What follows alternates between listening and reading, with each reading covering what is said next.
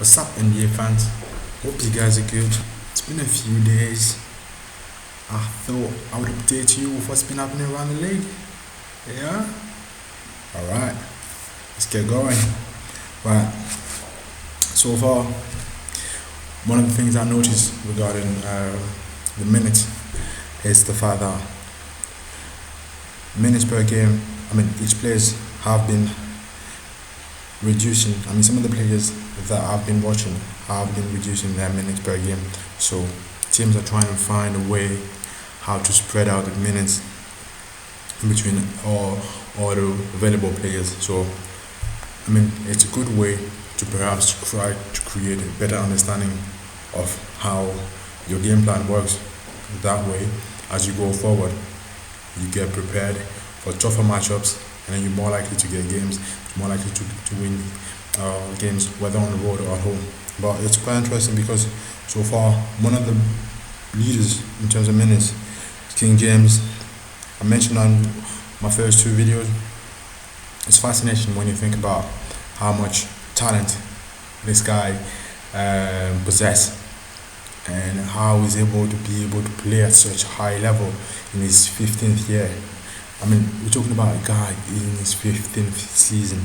It's fascinating, but I love watching it. And one person that I find that I'm quite surprised to see in the top 5 in terms of minutes, Paul George from the Oklahoma City Thunders. But I don't know how he's in there. But then again, when you look at it, you got Melo, you got Russell, but as long as you win games, they're not winning games at the moment. So if it's in there, if that's going to make any difference down the road, surely it may work for them. In terms of assists, the assists are slightly down as well, with almost slightly down by two assists per game. Harden is now leading in terms of assists, with 9.9, whereas Russell went down to 9.7. So Russell was actually leading about 5 games ago by about 2 assists. It was about around 11.1 per game, so now it's down to 9.7. Joel, you got the usual point guard in there as well. You got Wall, you got His Majesty himself, King James. You also got Ben Simmons, is a rookie. Yeah, sort of a rookie. But one guy I wanted to talk about more importantly was DeMarcus Cousins. I know it's hard, the elbow and stuff, but DeMarcus Cousins is a baller.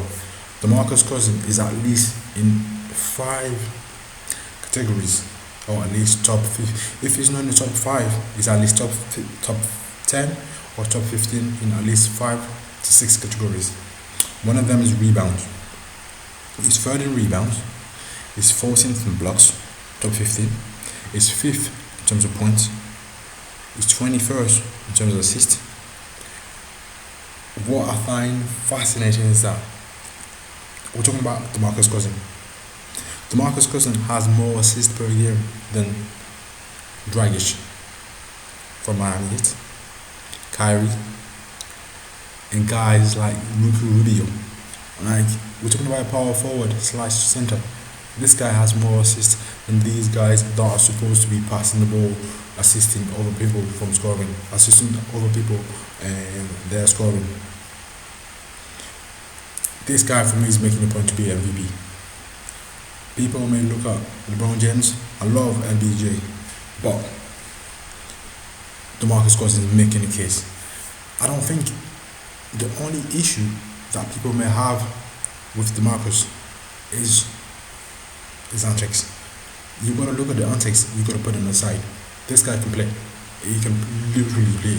Him and Anthony Davis are forming a team that needs people's attention. These guys are for real. I don't know if they will come out of that division, but they're making a point.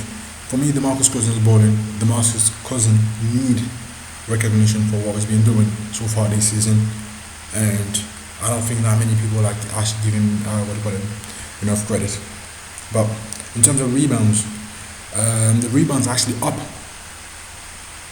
by about 1 to 1.5 rebound per game, but you still have your usual guys there, DeAndre Jordan, Andre Drummond. But another stat that I wanted to talk about was the 3-point shooting. So, in terms of 3-point attempts, you'd think the Warriors probably leading in terms of in every categories, but the Houston are bowling in terms of 3 points. Right now, they have 3 players that are in the top 10 in terms of 3 points attempts, and there is only one Golden State player in that top 10. Like, Steph Curry is the only Golden State player in that top 10 in terms of 3-point attempts. You would find it quite surprising thinking that when you talk about the Splash Brothers, you're talking about Steph Curry and Klay Thompson always shooting free. But Klay Thompson is not far, he's only 11th. Where the stat slightly changes is in the 3 points made. So they still have the same 3 Houston players in there.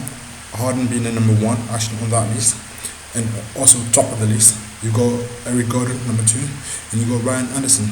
But then this time you have both Klay Thompson and Steph Curry in at number 10. Klay Thompson being number 6, and you have Steph being number 2.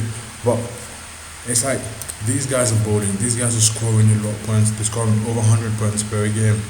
But if these guys were to match up for the divisional crown, it'll be a 1-1 awesome game to watch. I don't see San Antonio posing a problem to either one of them. So I believe these 2 teams are going to come out.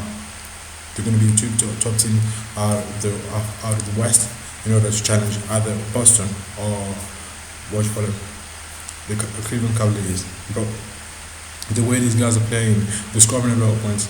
If they were to go against San Antonio Spurs, would Popovich try to work his tactics and then try to make them score less, like what Boston is doing at the moment? I should talk about that. But I believe in James Harden. You got Eric Gordon shooting threes for you as well. You got Chris Paul who came in as well. These guys, they are set to win this season. They are literally set. And James Harden, he doesn't actually need, like, people wondering if Chris Paul comes in, would these guys actually work together? James Harden is still bowling. You know, Chris Paul, I know he's been injured, but when he's been in, these guys are still bowling together. But I love how the chemistry has worked so far, and it's really interesting to see. In terms of points per game, there's a slight dip, but when you have him, you have James Harden scoring the highest points at the moment, but the next person after him, and from there on until about the 10th person, there was a slight dip from every one of them. So you had Boogie went slightly down by about 2 points. The Anthony Davis also went down slightly by about 2 points. So is it down to minutes spent on the floor? Probably. About it's a clear it's very tactical in terms of trying to look for the long term. You can't.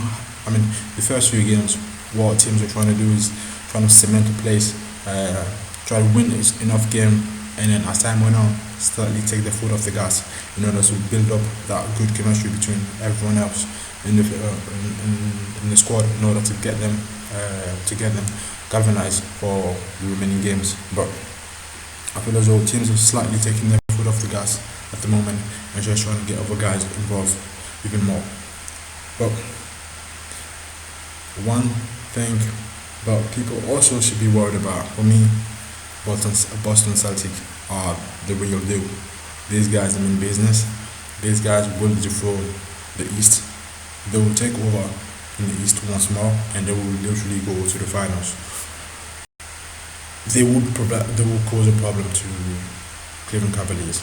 LeBron James last season mentioned, on the West, these guys, I don't want to have to think about them. It's too much stress.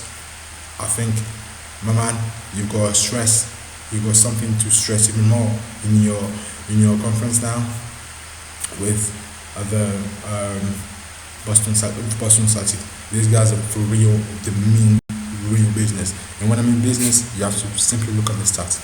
They currently rank second in terms of defensive rebound, which means when an opponent comes in their paint, scores, shoots a basket, if he doesn't make the basket, they are more likely, the second team more likely to get the basket before the opponent's team actually get the basket. So they don't actually allow teams to score on second chances. They have the best record at the moment, 16-2. Their best record ever in terms of winning. In terms of winning straight games is 19. Are they going to get there? I believe they can. They're also keeping teams under 100 points. In fact, not even 100 points, 195 points. And guess what? There are only over 3 teams that are doing that. You have Portland, Spurs, and Oklahoma. The first two that I mentioned, Spurs and Portland, have a winning record. Oklahoma, don't have a winning record. They're 7-9. But is that bound to change? For sure. The Celtic are scoring 102.9. They don't score too high games, too many high points per game, which means they can allow themselves to defend properly. They're not like the Splash Brothers from Golden State, who are scoring around 117.9 points per game. You can't keep up with these guys. They know if, in terms of defense, they can't block you. They've got sharp shooters that will shoot for years. But the thing about the Celtic right now is the fact that they are sparing. I mean, in terms of distribution minutes per team players, they are one of the best teams in the league at the moment, which means that there is no one in our team that goes over 30 minutes per game. Do you know what that means in the long term? No one's going to be tired. These guys are going to be ready, fresh and ready, because everyone on the team is playing. Everyone's playing good minutes. Everyone's gelling. That's the whole point of basketball. That's the whole point of team sport. Being able to get everyone on the same wavelength. When everyone works towards a common goal and has the same objectives, the more likely to win. That's why they're bowling. That's why they're winning games, because everyone has a chance to be on the floor. And if you feel happy playing in the team, you're more likely to win. Life is all about that. Happiness from within.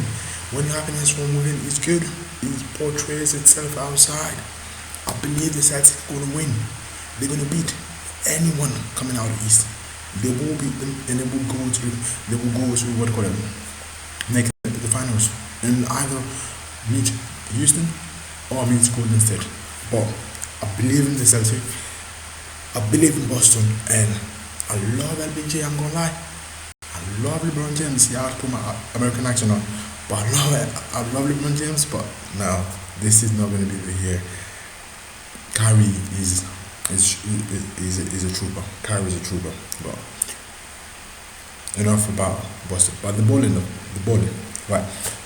Last topic about Rookie of the Year. Everyone's been talking about Lonzo Ball. I don't want to make a topic about Lonzo Ball today. Lonzo Ball has enough issues to deal with, so people should leave Lonzo Ball be. He's gonna get it right. But one guy that I want to talk about, Ben Simmons, is not. You could say, yeah, he's a rookie. Let's say he's a rookie. Right now, he's leading the league. He's leading all rookies in minutes, in points per game, in rebound per game, in assists per game, in steal per game. Do you know what? Give him the title. Do you know what I'm saying? I'm out. Give the kid the title, and I'm out.